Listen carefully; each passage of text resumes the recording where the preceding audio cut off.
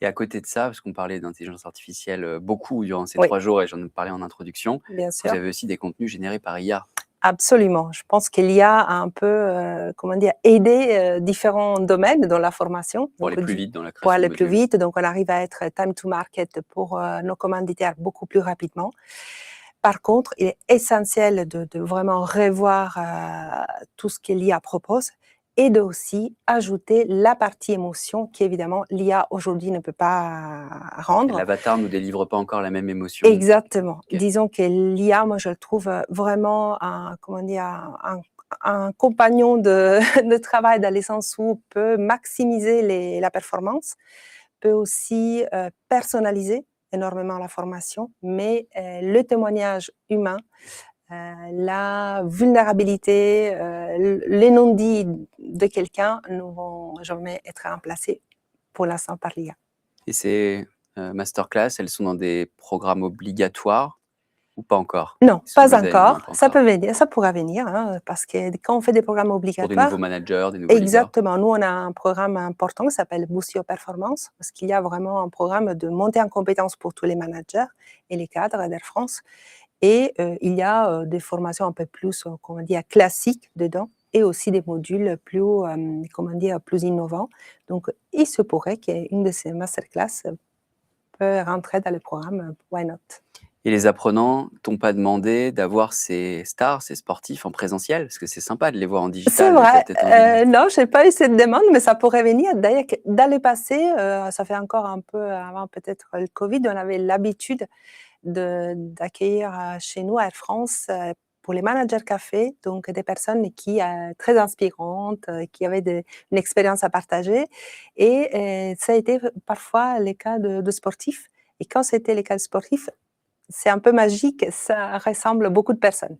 Donc oui, mais je pense que c'est une très bonne idée de proposer ça en présentiel parce que ça peut que encore davantage donner plus d'importance et d'efficacité à un système qui est déjà en digital.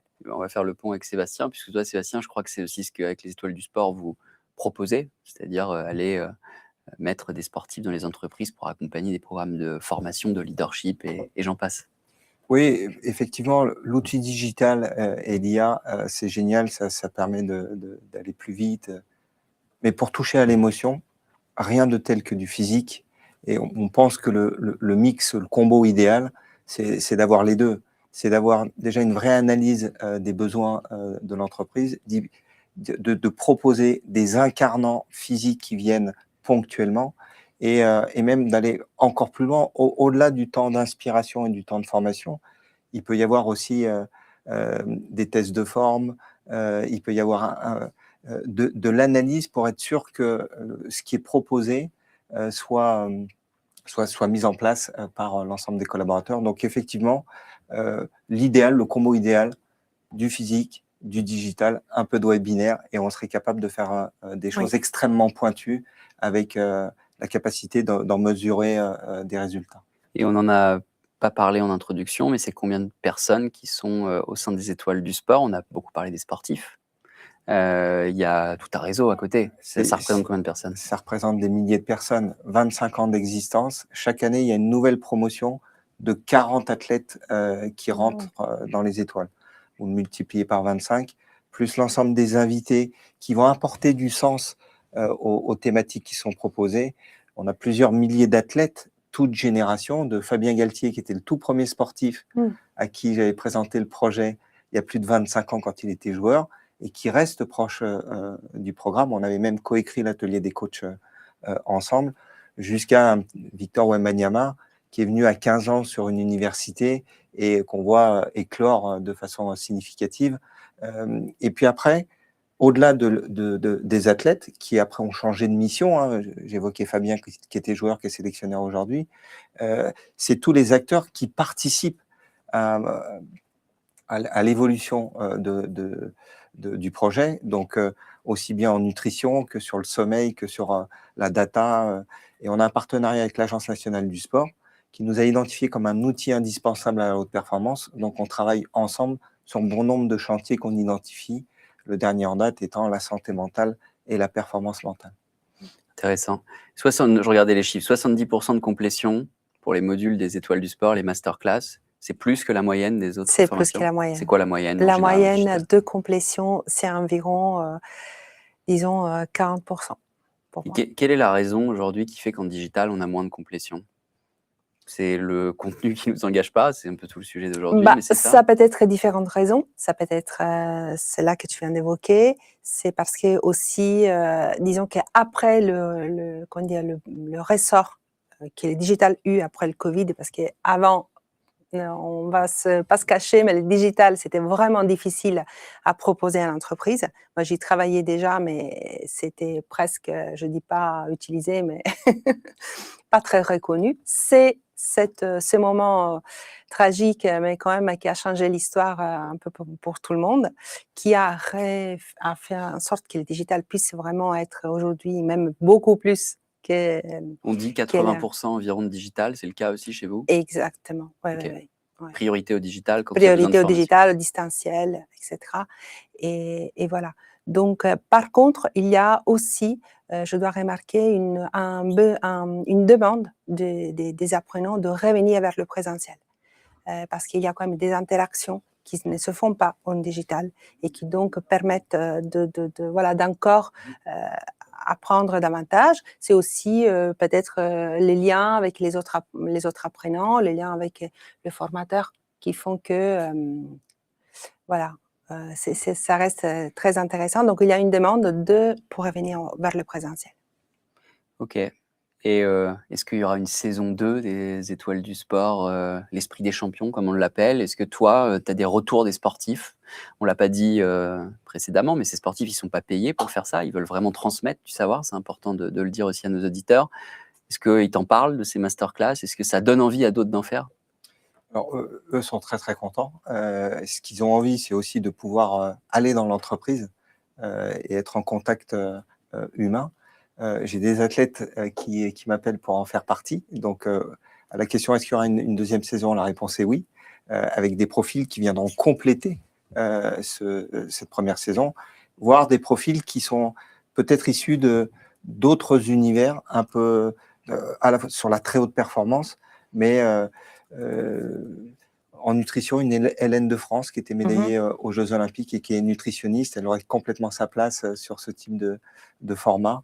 Il y a des artistes qui viennent aussi donner de leur expertise sur le programme Étoile du sport, qui auraient très bien leur place pour adresser des sujets qui sont les mêmes, mais avec une expérience qui est autre, et donc une formulation qui peut être encore différente et de fait impacter telle ou telle personne. Donc oui, il y aura une deuxième saison. Top. Et les 25 prochaines années des Étoiles du sport, c'est quoi?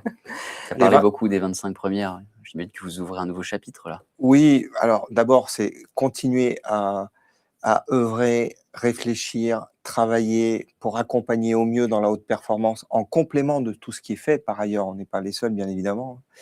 Et puis après, on a deux grands chantiers. Le premier chantier, c'est de se dire comment tout ce que l'on a appris, tout ce qui est incarné par tous ces modèles, tous ces acteurs extrêmement pertinents et performants, comment ils peuvent transmettre au grand public et que l'on mette notre pierre à l'édifice pour remettre la France en mouvement, sur vraiment des messages très santé publique, hein. Donc c'est comment on va rentrer un peu plus dans le foyer des gens. Donc il y a des réflexions qui sont menées avec un partenaire qui est Media One. Et puis le deuxième axe, c'est de se dire comment nous aussi on peut contribuer par des réflexions à participer au financement du sport de haut niveau, qui ne peut pas être que par les institutions, qui doit être par les entreprises, et que les entreprises s'y retrouvent. Donc voilà, on est en train de tester des nouveaux modèles économiques de façon à ce que les athlètes de haut niveau puissent être accompagnés dans leurs enjeux et leurs objectifs, et plus globalement, comment on peut aussi contribuer par quelques idées à un financement complémentaire au sport français. Donc finalement, tout ce qu'on a évoqué précédemment, on s'aperçoit que les temps de formation qui peuvent être distillés par les entreprises, pour les entreprises, on peut se dire que les entreprises qui vont le financer, c'est aussi une façon de financer des athlètes qui sont en préparation. Donc on n'est pas très loin d'avoir craqué des premiers tests. Et les 25 prochaines années chez Air France KLM, le groupe, très bien, c'est bien dit. C'est quoi, et notamment en termes de formation, peut-être, c'est ce qui nous intéresse aujourd'hui, c'est plus d'IA, plus de digital, moins de contenu, plus d'émotion? Oui, je pense que tu as bien résumé en quelques mots et après je pense que ça sera beaucoup de personnalisation. C'est là où est-ce qu'on vraiment on va aller et aussi peut-être la possibilité, why not, de créer sa propre formation. Peut-être que l'apprenant pourra chercher, qu'on a des briques et créer soi-même, sa propre formation, selon ses objectifs. Moi, j'y crois. Alors pour l'anecdote, vous avez un collaborateur sur lequel vous pouvez vous appuyer, Jason Lamy-Chapuis, qui était champion olympique, champion du monde, vainqueur de la Coupe du Monde en combiné nordique, Ah, combiné, qui est oui. pilote de ligne chez Ah oui, oui, chez oui, Air j'ai France. entendu parler de lui, oui, Donc, absolument. Ah ouais, parler de absolument. techniques de respiration, de gestion des pressions, de capacité à atteindre ses objectifs, etc., etc. Bien sûr, Vous avez voilà, en interne, déjà, il était très aux bien. étoiles du sport. Et j'avais une question, Sébastien. Est-ce que vous pensez aussi, comment dire, élargir à des athlètes qui ne sont pas de langue française? Par exemple, moi je parle parce que nous, voilà, on a besoin beaucoup de contenu qui soit aussi en anglais, par exemple. Est-ce que c'est prévu dans vos projets? Alors déjà, il y a pas mal d'athlètes qui parlent anglais, mais qui n'ont pas forcément la même notoriété dans les pays anglophones. Est-ce qu'on y réfléchit? Oui. Oui. À quelle vitesse on va le mettre en place? Je n'y risquerai pas, mais ça fait partie des axes de développement. Des axes de... tant sur le programme Étoile du sport, qui pourrait être déployé dans certains pays, en prenant en considération la mentalité du pays et surtout pas de faire un copier-coller. Oui. On n'est jamais dans ce modèle-là, on est toujours dans des modèles de co-construction, de compréhension, que ce soit avec l'entreprise ou avec d'autres acteurs. Donc ça fait partie des enjeux de développement. Merci. Moi j'ai une question. Le rôle des champions aujourd'hui, c'est inspirant dans ces masterclass, mais comment on les trouve, comment on les forme pour faire ce genre de masterclass et comment on les accompagne à délivrer des messages pertinents? C'est vous qui le faites, c'est vous qui les identifiez en disant tiens, peut-être que toi tu peux nous raconter quelque chose d'intéressant même si le grand public ne te connaît pas énormément. Alors c'est toujours des histoires de rencontres, ils sont tous liés au programme Étoile du sport, au mouvement Étoile du sport, et on voit quand ils arrivent en fin de carrière qu'ils ont cette volonté de le faire. Par moment, et c'est vrai que l'on traite sur des universités notamment de la prise de parole, leur capacité à exprimer leur singularité, etc. Donc on peut les aider à cadrer un peu les choses au regard d'un public, au regard d'un espace, comment on prend l'espace, comment on s'exprime, comment on construit son intervention. Il y en a qui n'ont absolument pas besoin de nous, d'autres un peu.